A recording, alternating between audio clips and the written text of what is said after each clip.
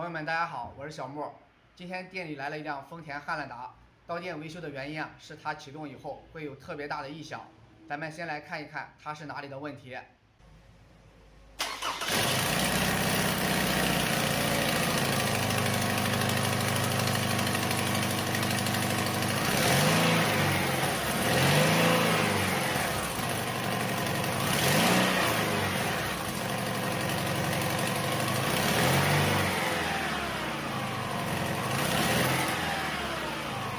刚才大家已经听到了，它这个发动机启动以后异响特别大，有一个咔啦咔啦的声音，而且它这个异响只有在凉车刚启动或者是上路跑起来的时候才会比较明显。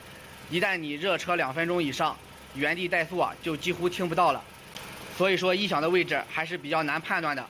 刚才我也用汽车异响听诊器去检查了，现在发现有2个问题啊，一个是皮带的张紧器有个咯哒咯哒的声音。还有一个则是它的平衡轴可能有问题了上面的齿轮松旷了。这款 2.7 排量的发动机是有这么一个通病的，凉车的时候咔嗒响，一般就是它坏了，但是换起来特别的麻烦，要把油底壳整个的拆掉才能换。车主打算忙完这几天再过来维修，到时候再给大家拍视频。这辆车是09年出厂，目前是行驶了26万公里左右。车主告诉我说，他这辆车在2年前已经把发动机大修过一次了。这个我们也可以从它发动机上的一些接口位置打的密封胶就能看得出来，说明发动机确实动过手术。这个丰田汉兰达对常见的故障虽然不多，但是像这个发电机也给它换掉了，还有就是它的废气单向阀，我以前也拍过视频，也更换过。这些附件其实坏的也不少。咱们的汽车在凉车刚启动的时候，噪音稍微大一点呢，倒也正常。但是它这个问题太多了，加到一起呢，这个异响就会显得格外大。它这个张紧器就一个螺丝，现在我已经把它拆下来了，就是这个样子。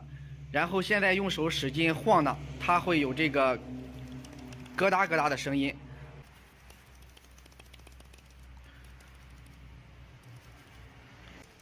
不知道你们能不能听到，在车上的转速快，声音还会更加明显，所以说这个要先给它换掉。咱们有些人总爱说这个丰田开不坏，说什么一车传3代，其实非常的夸张。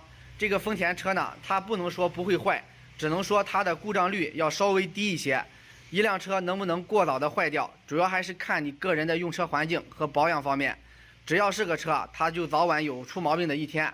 像咱们其他品牌的家用车，只要平时保养的好，跑个几十万公里也绝对没有问题。好的，朋友们，这期视频呢就到这里，感谢大家的观看。有修车养车方面的问题，也欢迎在评论区留言，我看到后都会及时的来给大家回复。感谢支持，我们下期再见。